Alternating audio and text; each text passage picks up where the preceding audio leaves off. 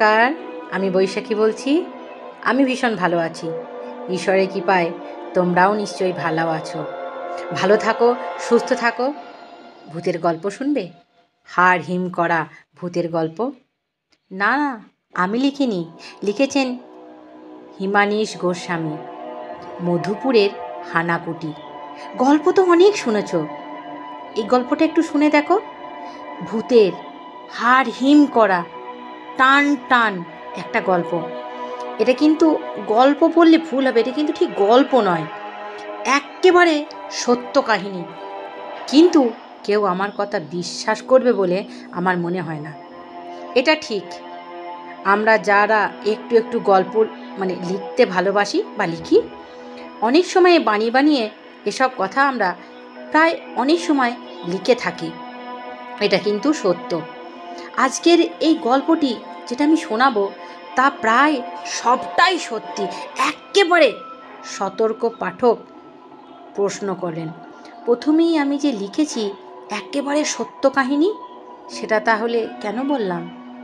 এর সহজ একটা কারণ হলো, এই কাহিনী সম্পূর্ণ সত্য হলেও যতটুকু আমার মনে আছে, এই গল্পের চরিত্রের নাম এবং স্থান আর কাল বদলে দিলেই আমি ইচ্ছে করেই বদলে দিলাম। আগেই বলে রাখি, গল্পটি কিন্তু ভূতের। অধিকাংশ ভূতই লেখাপড়ার ধার ধারে না, এমন অশিক্ষিত দুনিয়ার আর কিন্তু নেই।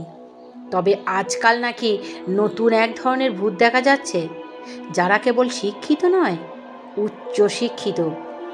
অনেক মানুষ ওঝা আর তান্ত্রিকের সাহায্যে ওই সব ভূতকে অভিভূত করে তাদের নিয়ে লেখা বা পড়ালেখা কাজ শুরু করে দিচ্ছে। কোনো কোনো ভূত অন্যের হয়ে গল্প, কবিতা এগুলো শুনিয়ে দিচ্ছে, লিখে দিচ্ছে। তাছাড়া এই ভূতরা বিশ্ববিদ্যালয় অঞ্চলেও গিয়ে সামান্য 2-5 কেজি শুটকি মাছের জন্য ডক্টরাল থিসিস পর্যন্ত লিখে দিচ্ছে। সব শিক্ষিত ভূতই যে এইরকম হীন কাজ করে তা কিন্তু নয়। অনেক ভূত নীতি, ন্যায় এসব মেনে চলে। এরা অমাবস্যা ছাড়া কোনো মানুষের ঘাড় মটকায় না। আরও নিয়ম মানা আছে ভূতের, যারা শুধু অমাবস্যা নয়, অমাবস্যাটি শনিবারে পড়া চাই, তাহলেই ঘাড় মটকাবে, নলে নয়। তবে এরকম ভূতের সংখ্যা খুব কম।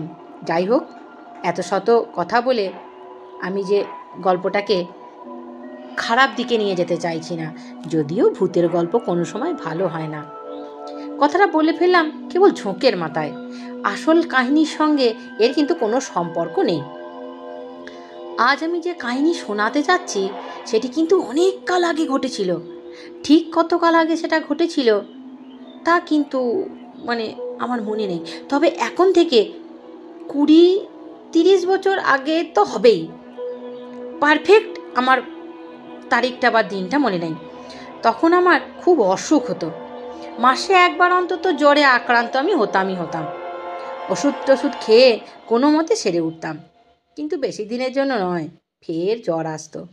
আমাদের পারিবারিক ডাক্তার পূর্ণেন্দু চ্যাটার্জি বললেন, এটা শহরে অ্যালার্জি হতে পারে, বুঝলে।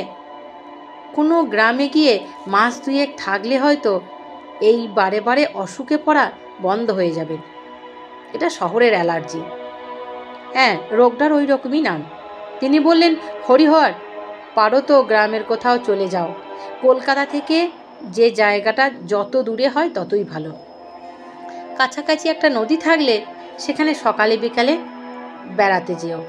যা ইচ্ছা করবে খাবে, তবে খুব বেশি পরিমাণে কখনোই খাবে না। দুধ খাবে আর প্রচুর দই খাবে। দিনে রাতে 2-3 ঘন্টা বেশি পড়বে না, কিন্তু একেবারেই লিখবে না। তবে চিঠি লিখতে পারো পোস্ট কার্ডে, বা যদি অল্প লিখতেই হয় তাহলে 1 পাতা বা তার বেশি, 1.5 পাতা, এর বেশি কিন্তু তুমি লিখবে না। কোনো ওষুধ খাবে না। আস্তে আস্তে শরীরের প্রতিরোধ ক্ষমতা বেড়ে যাবে। অসুখের চেয়ে ওষুধই অনেক সময় মানুষের বেশি ক্ষতি করে। অসুখ যা হয়েছে, ওষুধ যদি অতিরিক্ত খাওয়া হয় তাতে বেশি শরীর খারাপ করে। ডাক্তার তো বললেন কোনো দূরের গ্রামে গিয়ে থাকতে, কিন্তু যাই কোথায়? যেখানেই যাবই বা কোথায়, আর কেই বা আছে সেখানে? অনেক খোঁজাখুঁজি পর বাবার বন্ধু সুধাংশু কাকা বললেন তাদের একটি বাড়ি আছে মধুপুরে। মনে আছে শুরুতেই বলেছিলাম মধুপুরের হানাবাড়ি? ওমা, সেখানে বছরে 2-1 বার বেড়াতে যান, শীতকাল বাদ দিয়ে, কেননা ওখানে শীতে ভয়ঙ্কর ঠান্ডা। তা তুমি যদি যেতে চাও তো কোনো আপত্তি নেই। এখানে হরিহর থাকে, খুব বিশ্বাসী লোক, বলে রুটি তরকারি বানিয়ে দেবে। ডিম মাছ এসব যে সে রান্না করতে পারে। ওখানকার দুধ খুব ভালো, হাওয়ায় খুব স্বাস্থ্য ভালো হয় ভালো করে খাওয়া দাওয়া করলে। স্বাস্থ্য ভালো করার জন্য তো লোকে সেখানে ঘুরতে যায়। আমার যাওয়ার আগে বুঝি নিলাম কিভাবে যেতে হয়। আমি জেনে নিলাম কিভাবে যাব। একদিন ভোরবেলায় মধুপুরে নিরুদ্দেশে পৌঁছে গেলাম। আর হাঁসনুহানা কুঠিটিও খুঁজতে খুব অসুবিধা হলো না আমার। বললাম বটে হাঁসনুহানা কুঠি, কিন্তু বাড়ির নামের প্রথম 3 অক্ষর কেউ বোধহয় দুষ্টুমি করে ভেঙে দিয়েছে। এখন কেবল লেখা আছে হানাকুঠি। নামটা দেখেই মনটা শিউরে উঠল। হানাকুঠি নামটা মনে খুব যে একটা আমোদের সঞ্চার করলো তা কিন্তু নয়। তখনই মনে পড়ে গেল সুধাংশু কাকা কি যেন বলতে গিয়ে বললেন না। যাই হোক, অনেক ডাকাডাকির পর রামহরি এসে গেটটা খুলে দিল। আমি একটি চিঠি নিয়ে গিয়েছিলাম সুধাংশু কাকার। সেটি না পড়েই সে আমাকে খুব খাতির করে একতলার একটা ঘরে নিয়ে গেল। ঘরে ঢুকলাম, দেখলাম ঘরে রাশিকৃত ধুলো, টেবিলে আলমারিতে খাটে কোথাও না। রামহরি তাতে লজ্জিত হলো একটু, বললো আমি এগুলো সব পরিষ্কার করে দেবো, আগে জানলে সব ঠিক করে রাখতাম। সে আমাকে বাইরে বারান্দায় একটা চেয়ার পেতে বসতে দিয়ে খুব তাড়াতাড়ি পুরো ঘরটা পরিষ্কার করে দিলেন। পুরো ঘরটা পরিষ্কার করতে করতে মেঝে ধুয়ে পরিষ্কার করে দিল এবং পরিপাটি ঝকঝকে তকতকে করে দিল ঘরটা। জানলার কাজ ঝকঝক তকতক করে দিল, আর বাথরুমটায় কয়েক বালতি জলও এনে দিল। এরই মধ্যে দেখলাম বড় বড় সাইজের 8টা লুচি সঙ্গে আলু ভাজা আর পাটালি গুড় এনে আমার সামনে রাখলো একজন ঘোমটা পরা মহিলা। বুঝলাম এ হলো রামহরির স্ত্রী। এত বড় লুচি একসঙ্গে এত আমি জীবনে খাইনি। গোটা চারে খাওয়ার পর থালা সরিয়ে রাখলাম। 8 গ্লাস জল খেয়ে চায়ে চুমুক দিয়ে বুঝলাম চায়ের ব্যাপারে রামহরিদের রুচি আছে। চমৎকার চা। ঘরে ঢুকে সত্যি মোহিত হয়ে গেলাম। বিছানাটাও চমৎকার, পায়ের কাছে ভাঁজ করা কম্বল, সাদা ধপধপে বিছানার চাদর, বেড কভারটা ভাঁজ করে রাখা আছে পাশেই। রামহরি ঠিকই ভেবেছে যে আমি যখন সারা রাত ধরে জেগে এসেছি তখন নিশ্চয়ই একটু গড়িয়ে নেব বিছানায়। দেখলাম ঘরের কোণে একটা বইয়ের বড় তাক, তাতে বাংলা ইংরাজি কত বই। আমিও কিছু বই এনেছিলাম, সেগুলো বের করে টেবিলে রাখলাম। সঙ্গে ছিল একটা পঞ্জিকাও। আমি আমার মায়ের কীর্তি, এটি আমার মায়ের কীর্তি আমার ব্যাগে আমার মাই হয়তো ভরে দিয়েছে। আমার মা আমাকে বলে দিয়েছিলেন প্রতিদিন পঞ্জিকা থেকে সেই মতো কাজ করতে। যেমন যেদিন উত্তরে যাত্রা নিষেধ সেদিন যেন কোনো মতেই উত্তর দিকে যাবে না, যেদিন বেগুন খাওয়া নিষেধ সেদিন যেন আমি এক টুকরো বেগুন না খাই। মা জানতেন আমি বেগুন পোড়া আর ভাজা দুটোই খুব ভালোবাসি। তাই সে পঞ্জিকাটা তুলে টেবিলের উপর রাখলাম। এই পর্যন্তই। কে আর এই সব আজে বাজে সংস্কারে আজকাল বিশ্বাস করে? আমি ঘরে তাকের কাছে গিয়ে বইগুলো এক ঝলক মোটামুটি দেখে নিলাম। আমার পড়ার মতো অনেক বইই আছে সেখানে। তাছাড়া আছে পুরনো দিনের বাঁধানো প্রবাসী, ভারতবর্ষ, শনিবারের চিঠি। একখণ্ড বাঁধানো শনিবারের চিঠি নিয়ে বিছানায় শুয়ে কয়েক পাতা উল্টাতেই বেশ ঘুম এসে গেল। ঘুম আমার জোরে এসেছিল, চোখ যেন আপনা আপনি বন্ধ হয়ে গেল। শনিবারের চিঠির পাশে রেখে দিতেই ঘুমিয়ে পড়লাম। ঘুম ভাঙল সেই বেলা 1টায়। তাও ঘুম নিজে নিজে ভাঙেনি। রামহরি ঘরে এসে আমাকে ডেকে তারপরে উঠিয়েছে। বলল তাড়াতাড়ি চান করে আসুন, কারণ দুপুরের খাবার রেডি হয়ে গেছে। গরম জল দেওয়া ছিল বাথরুমে, চান করে নিলাম তাড়াতাড়ি। খাওয়া দাওয়া ভালোই হলো, আলু কপির তরকারি, ছোলার ডাল আর সরু আতপ চালের ভাত, আর একটা কাঁচের বাটি ভর্তি দই এবং প্লেট ভর্তি কালাকাঁদ। খেয়ে দিয়ে ফের ঘুম, ফের রাতে খাওয়া আর সঙ্গে সঙ্গে আবার ঘুম। রাতে অবশ্য ঘরে কি একটা আওয়াজ পেয়েছিলাম, খসখস খসখস করে একটা আওয়াজ। ঘুম ঠিক ভেঙে যায়নি, তবে মনে হচ্ছিল ঘরে একটা কিছু যেন আছে, বড় ইঁদুর হবে হয়তো। উঠে পড়ি, কিন্তু ইচ্ছের সঙ্গে শরীর যোগ দিল না। শরীর অতিরিক্তই ক্লান্ত ছিল। ফের গভীর ঘুমে অচেতন হয়ে পড়লাম। সকাল 8টার আগে আমার ঘুম ভাঙল না। সকালের মিষ্টি রোদ্দুর বেশ লাগছিল। রাতের আওয়াজের কথা তখন মনেই পড়ল না। বাথরুম থেকে বেরিয়ে বারান্দায় গিয়ে বসলাম, আর প্রায় সঙ্গে সঙ্গেই রামহরি খাবার নিয়ে গেল। বড় বড় লুচির সঙ্গে আলু আর বেগুন ভাজা। চা সহযোগে খেতে খেতে মনে পড়ল মায়ের কথা। আজ পঞ্জিকাতে কি লেখা আছে কে জানে। বেগুন ভক্ষণ যদি নিষিদ্ধ থাকে তাহলেই তো ঝামেলার ব্যাপার। ইচ্ছা করি আর পঞ্জিকাটা দেখলাম না। এই সব পঞ্জিকার কথা মতো চলতে গেলে আমার যে কি হাল হবে তার কি বলবো। এইসব যদি পঞ্জিকা দেশের লোকে দেখে চলতো তাহলে দেশের আর এই হাল হতো না। খাওয়ার পর বেরোলাম ঠিক যাকে বলে যেদিকে দু চোখ যায় সেই দিকে। সবই তো আমার কাছে নতুন, সবই তো দেখার জিনিস। একটি ব্যাপার দেখে আমার ভালো লাগলো। মাত্র একদিনেই আমার গায়ে যেন বেশ জোর বেড়ে গেছে। কলকাতায় আগে 2-3 স্টপ যেতেই ট্রামে চড়ে বসতাম, এখন কিলোমিটার গেলেও মনে হয় আরও যাওয়া যায়, আরও একটু যেতে হয়তো পারবো। রাস্তা বেশ ফাঁকা, লোকজনও কম মনে হলো। শীতও খুব। রাস্তাতে যেতে যেতে দেখি একজন বৃদ্ধ লাঠি হাতে নিয়ে ধীরে ধীরে আসছেন। আমি পাশ কাটিয়ে চলে যাব ভাবছি, উনি বললেন, এদিকে বুঝি নতুন? আমি অবাক।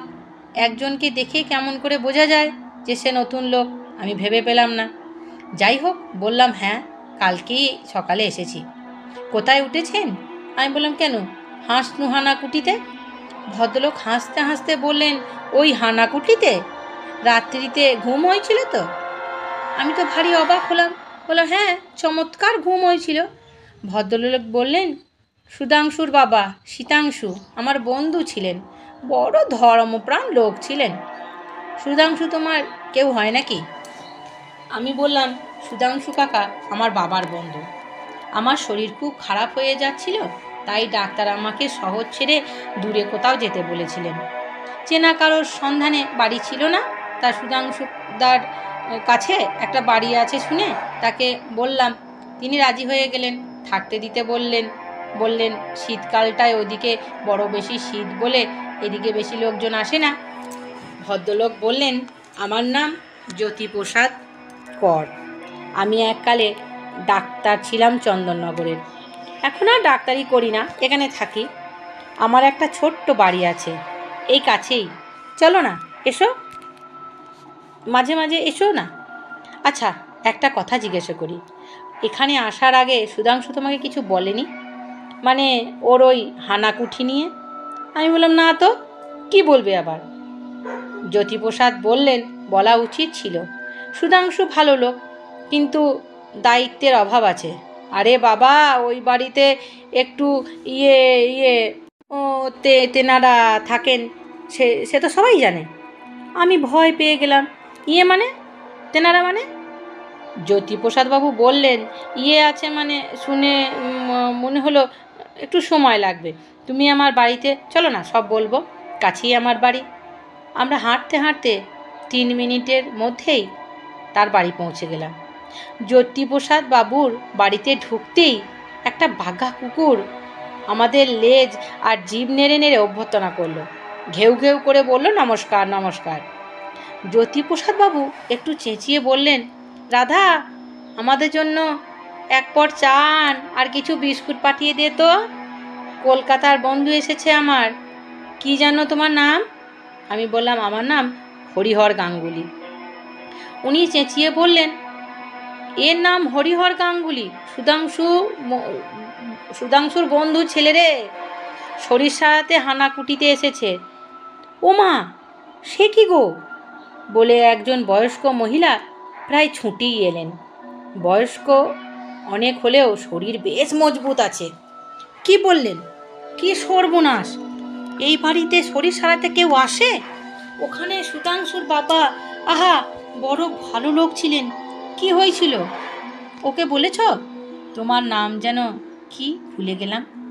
আমি আমার নাম বললাতে উনি বললেন, নামটা মোটামুটি ঠিক আছে, নামটা ওদের বিতৃষ্ণা এনে দিতে পারে, তবে নামের সঙ্গে একটা রাম থাকলে ভালো হতো। এই জগতে ওরা রাম নামটাকে ভারী ভয় পায়। রাম নাম যার, তাকে তারা এড়িয়েই চলে। আমার তখনও কেমন গা ছমছম করতে লাগলো। একটা চেয়ারে বসে রইলাম, আর কুকুরটা দূর থেকে আমাকে দেখতে লাগলো। আবার ফস করে একবার ছুটে এসে আমার সারা গা শুকে চলে গেল। একজন পরিচালিকা চা আর বিস্কুট দিয়ে গেল। আমি বললাম, দাদু, আমার ভয় করছে যে। জ্যোতিপ্রসাদ বাবু হা হা করে হেসে বলেন, ভয় একটু পাওয়ার তোমার দরকার। সুধাংশুর বলা উচিত ছিল যে ওই বাড়িতে ওর বাবার কি ভয়াবহভাবে মৃত্যু হয়েছিল প্রায় 7 বছর আগে। শীতাংশু লোক ভালো ছিল, খুব সাত্ত্বিক ধরনের লোক ছিল, একেবারে ভেজিটেরিয়ান ছিল, ডিম পর্যন্ত খেত না। তার সংক্ষেপে বলি, ওর কাছে তখন ছিল বেশ কিছু টাকা, বুঝলে। সুধাংশুর এক ভাই এই অঞ্চলে একটা বাড়ি কিনবেন বলে 1050 টাকা অ্যাডভান্স দেওয়ার জন্য টাকাটা শীতাংশুর কাছে রেখে গিয়েছিল। শেষে কি এক কারণে আর বাড়িটা কেনা হয়নি, তাই টাকাটা শীতাংশুর কাছেই ছিল। এরই মধ্যে খবর পেয়ে একদল ডাকাত ওই বাড়িতে হানা দিয়ে সুধাংশুবাবুকে খুন করে টাকা নিয়ে পালায়। গত 7 বছর ধরে সুধাংশুর আত্মা ওই বাড়িতেই আছে। কি সাংঘাতিক! আমি বললাম, আত্মা আছে ওই হানাকুটিতে? মানে হানাকুটিতে সুধাংশু কাকার বাবার আত্মা জ্বালাতন করছে গত 7 বছর ধরে। জ্যোতিপ্রসাদ বাবু বললেন, লোকটি খুব একটা বিপজ্জনক নয়। লোকের মনে শীতাংশুর আত্মার কথা বলছি, প্রেতাত্মা হলেও আত্মা, এক হিসেবে মহাত্মাও বলা যায়। তবে যে বললেন তার আত্মা লোককে জ্বালাতন করেন, ওটা কিছু না। কোনো লোক ওর ঘরে ঘুমোলে উনি খেপে যান। উনি করেন কি, আস্তে করে মশারি তুলে লোকটিকে ধরে নিয়ে হয়তো 1 কিলোমিটার দূরে একটা বট গাছের ওপর শুয়ে দেয়। লোকেরা জেগে উঠে হাউমাউ হাউমাউ করে ওঠে, আর শীতাংশুর আত্মা তখন ধেই ধেই ধেই ধেই করে নাচতে থাকে। কোনো সময় হয়তো খাট থেকে তুলে নিয়ে একেবারে স্টেশনে গিয়ে ট্রেনের ফার্স্ট ক্লাস কামরায় আলতোভাবে শুয়ে দেয়। একবার একজন বেপরোয়া ইংরেজ সাহেবকে কোথায় রেখে এসেছিল জানো? সে ভারী আমোদের ব্যাপার, একেবারে সেই সাহেবের বাড়ি ইংল্যান্ডে। কথাটা শুনে আমার মোটেই আমোদের মনে হলো না। আমি বললাম, এ তো খুব অন্যায় কথা, মানে আমি আসার আগে সুধাংশু কাকার এইসব কথা বলে দেওয়া উচিত ছিল। জ্যোতিপ্রসাদ বাবু বললেন, ওর কিছু একটা ভুল হয়েছে নিশ্চয়ই, কেননা ও যাদের যাদের এখানে মানে হানাকুটিতে পাঠিয়েছে প্রত্যেকে সেসব কথা খুলে তো বলেছেই, এমনকি পই পই করে সাবধান করে দিয়েছে। কিন্তু কথায় আছে না, সুখে থাকতে ভূতে কিলায়। এমন সব লোক এই দুনিয়ায় আছে যারা ইচ্ছে করে এই বিপজ্জনক জায়গায় যায় বাহাদুরি দেখাতে। উদ্দেশ্য যাই থাকুক না কেন, লোকে তাদের দেখে যাই বলুক না কেন, বাবার কি এটা করা ঠিক হয়েছে? এই জায়গায়, এত বিপজ্জনক জায়গায় বাহাদুরি দেখানো ঠিক নয়। এর আগে যারা বিপদে পড়েছিল তাদের প্রত্যেককেই সুধাংশু যে সাবধান করে দিয়েছিল সেটা আমি জানি। কেবল তোমার বেলায় কেন সাবধান করলো না সেটা ভাবছি। একটু থামলেন জ্যোতিপ্রসাদ, তারপর বললেন, আরও একটা কথা ভেবে অবাক হয়ে যাচ্ছি যে শীতাংশুর আত্মা তোমাকে একটুও বিরক্ত করলো না। কিন্তু কেন? এটা তো চরিত্রের সঙ্গে মেলে না। আমি বললাম, রাতে ঘুমের ঘোরে আমি কিছু আওয়াজ পেয়েছি, বইয়ের পাতা উল্টানোর মতো একটা খসখসে আওয়াজ আমি পেয়েছি। আমি ভাবলাম বুঝি বাঁদর কিংবা চামচিকি হবে। এখন ভাবছি সাপ টপও হতে পারে। তা হতে পারে বটে, জ্যোতিপ্রসাদ বললেন, এই অঞ্চলে তাদের সংখ্যা কম নয়, তবে শীতকালে তারা বিশেষ নড়াচড়া করেন না। ওরা নির্দিত থাকেন তো, সাপের ভয় এই সময় নেই। আর একটা কথা বলা দরকার, ওই বাড়িতে শীতাংশুর বা সুধাংশুর কোনো আত্মীয়কে সুধাংশুর আত্মা কখনো বিরক্ত করেনি। আমি বললাম, আমি তো ওদের কারো আত্মীয় নই, আমাকে ছেড়ে দিল কেন বুঝছি না। তাছাড়া রামহরিও তো আমাকে কিছু বলল না। জ্যোতিপ্রসাদ অবাক হলেন। অনেকক্ষণ চুপ করে থেকে প্রায় ঠান্ডা হয়ে আসা চায়ের চুমুক দিয়ে বললেন, ও একেবারে ঠান্ডা হয়ে গেছে।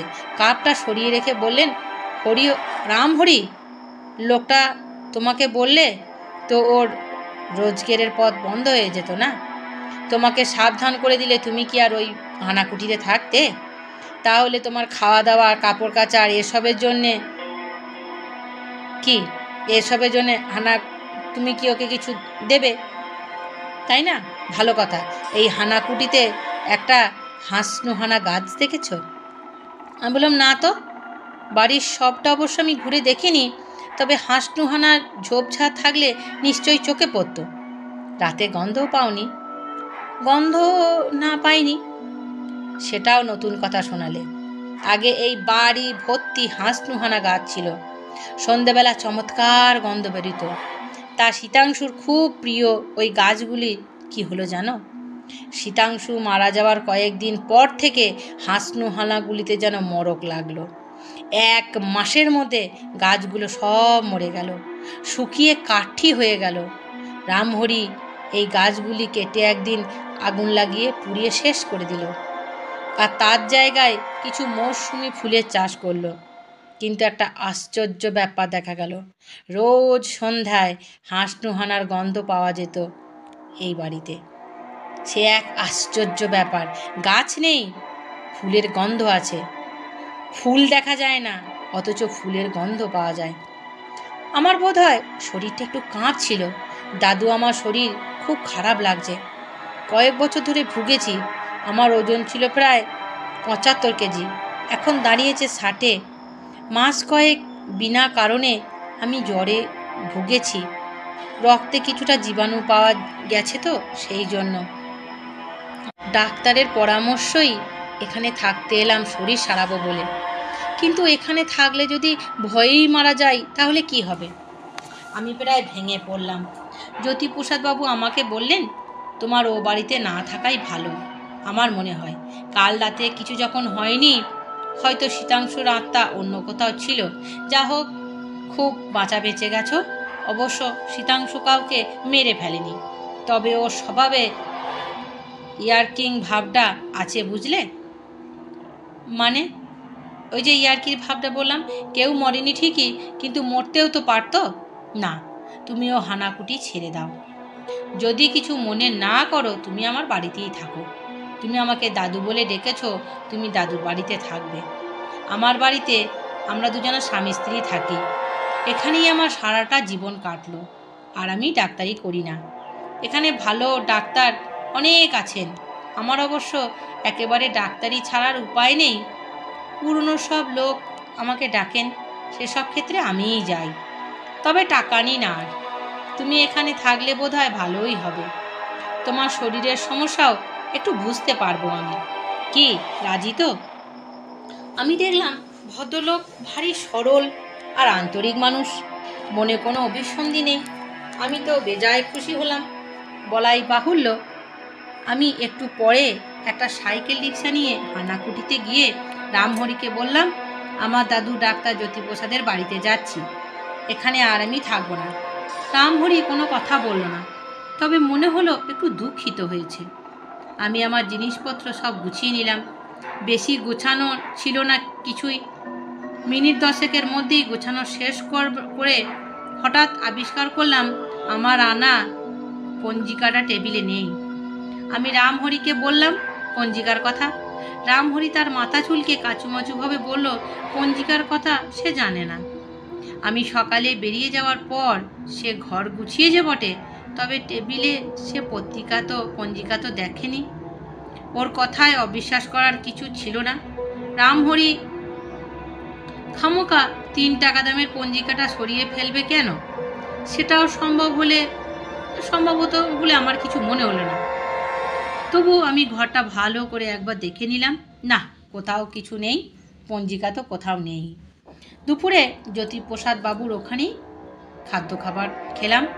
তারপরে ওর আর ওর স্ত্রীর সঙ্গে কিছুটা কথাবার্তা বলে ওদের বাড়ির সব থেকে ভালো ঘরে গিয়ে দেখলাম চমৎকার সাজানো আছে ঘরটি। কাঁচের বড় বড় জানলা দিয়ে বাড়ির যে পেছনকার বাগান সেটা চোখে পড়ছে।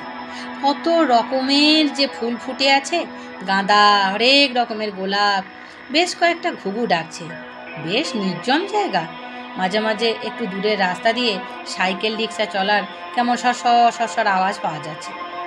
একটা ইংরাজি সাপ্তাহিক পত্রিকা টেবিল থেকে নিয়ে এক পাতা পড়তেই ঘুমিয়ে পড়লাম।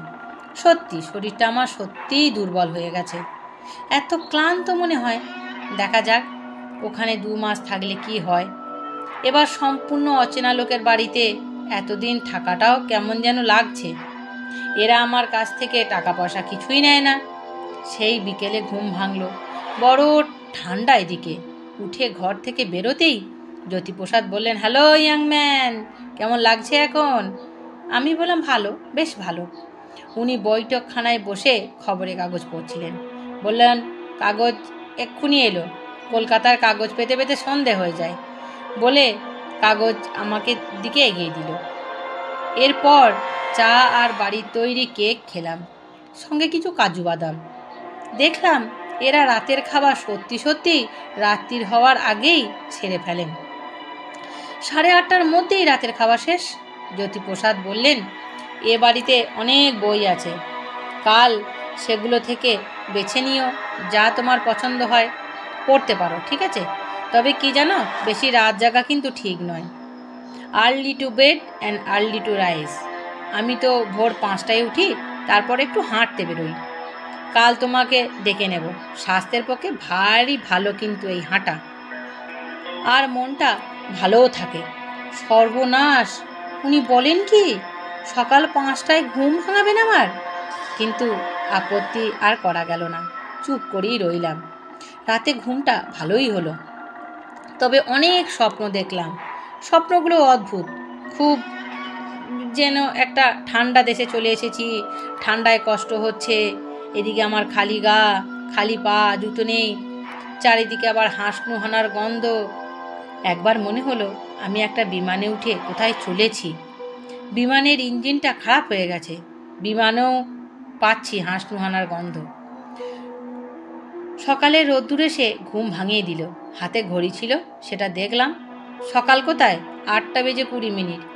কই, জ্যোতিপ্রসাদ বাবু তো ডাকলেন না, ভুলে গেলেন নাকি? চট করে উঠে পড়লাম। এ আবার কি, আমি কোথায়? জ্যোতিপ্রসাদ করের বাড়ি তো এটা নয়, এটা তো সেই হানা কুঠির, সেই ঘর ছেড়ে তো আমি কাল চলে এসেছিলাম। এখানে ফের কেমন করে এলাম? আমার মাথা ঘুরছিল, আর কিচ্ছু ভাবতে পারলাম না, একেবারে অজ্ঞান হয়ে গেলাম। যখন জ্ঞান হলো তখন আবার অন্য দৃশ্য, একটা ছোট ঘর। নার্সিংহোমেই আমি একটু নড়ে উঠে একজন নার্স এসে বললেন, কেমন বোধ করছেন? আমি কোনো মতে উত্তর দিলাম, ভালো। আমি কোথায়? নার্স বলেন, এটা একটা নার্সিংহোম। জিজ্ঞাসা করলাম, জায়গাটার নাম কি? নার্স বলেন, মধুপুর। আপনি 3 দিন অজ্ঞান হয়েছিলেন, কাল রাতে জ্ঞান ফিরেছে, ঘুমের ওষুধ দেওয়া হয়েছিল, আপনি এখনও খুব দুর্বল। 1 কাপ গরম দুধ খেয়ে শুয়ে থাকুন। সুস্থ হতে আরও 2 সপ্তাহ লেগেছিল। রোজই জ্যোতিপ্রসাদবাবু 2 বার এসে দেখে যেতেন। 3য় সপ্তাহে ফের জ্যোতিপ্রসাদের বাড়িতেই নিয়ে গেলেন জোর করে। তিনি বললেন, কি কাণ্ড! উফ, সমস্ত মধুপুরে বিরাট চাঞ্চল্য, সব তোমাকে নিয়ে। লোকজন হতভম্ব, পুলিশ হতভম্ব। হ্যাঁ, তোমার বাবা মা এসেছিলেন, 2 দিন থেকে চলে গেছেন। এখানে ভূত বলে একজন ওঝা আছে, সে এক মিডিয়েটরের সাহায্যে শীতাংশুর সঙ্গে কথা বলেছে। শীতাংশু নাকি আমার উপর ভারী চটে গেছে। সে বলেছে আমি নাকি তার অতিথিকে নিয়ে এসেছি। সেটা আমার ভারী অন্যায় হয়েছে। সেজন্য সেদিন রাতের বেলায় আমার বাড়ি থেকে তোমাকে তার বাড়িতে নিয়ে গিয়েছিলেন। তবে এই নিয়ে এত হইচই হওয়ার সে তার ভুল বুঝতে পেরেছে। হ্যাঁ, আর একটা কথা, সে বলেছে যে আর কিছু করবে না, তুমি ইচ্ছে করলে ফের হানাকুটিতে যেতে পারো, তাতে সে খুশিই হবে। আর হ্যাঁ, পঞ্জিকাটি শীতাংশু নিয়েছিল দেখার জন্য। কখন অমাবস্যা হয় সেটা জানা খুব দরকার। এতে নাকি ও চেনা অচেনা আত্মীয়রা বা আত্মারা বাড়ির সুবিধা হয়। হ্যাঁ, এটা অবশ্যই বলতে হবে। অবশ্য না বললে চলতো না, আমি আর হানাকুটিরে যাইনি। জ্যোতিপ্রসাদের বাড়ি থেকেই কলকাতায় আমি ফিরে এসেছিলাম। এই হানাবাড়ি গল্পটা যদি তোমাদের ভালো লেগে থাকে তাহলে আমার চ্যানেলটিকে সাবস্ক্রাইব করো আর কমেন্ট করে জানিও তোমাদের কেমন লাগলো এই গল্পটা। ভালো থেকো, সুস্থ থেকো, নমস্কার।